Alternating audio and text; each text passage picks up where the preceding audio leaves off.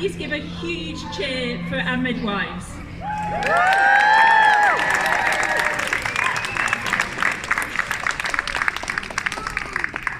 But we need midwives for tomorrow too, and therefore we need to look after our midwives. They cannot burn out under the stress and the pressures that they are facing.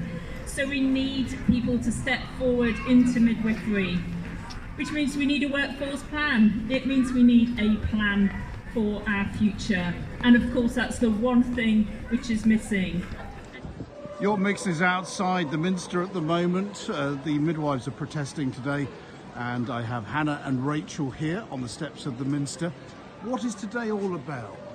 So we just need to raise awareness for the staffing crisis at the moment within maternity. We can't really continue the way we're going without any additional help. We're just trying to put it out there for people to be aware of kind of how we're struggling at the moment and trying to raise a bit more awareness for people.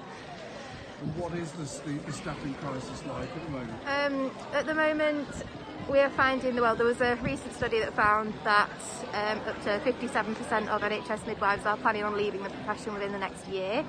That's due to just the immense work pressures, workplace stress, trauma, burnout, midwives leaving with depression and anxiety. Just we're not able to look after ourselves, so we feel that we're not able to appropriately look after women who are expecting babies.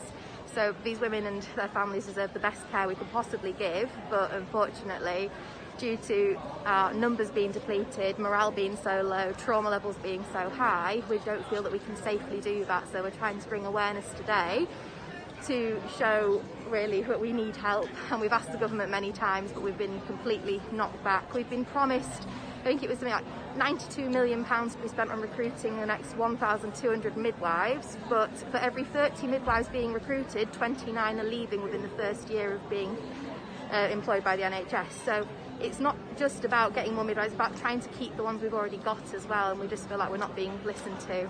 Well, it must have a severe effect on your morale then, doesn't Yeah, it? massively. Every day you come into work to see midwives crying and everybody struggling and knowing that they're short-staffed, and you're working potentially 24 hours a day sometimes, especially for community staff and hospital staff, putting in extra hours, working well past their hours that they should be working, getting no breaks, working late, starting work early. It's just terrible at the moment. It's not what we came into the profession for, unfortunately.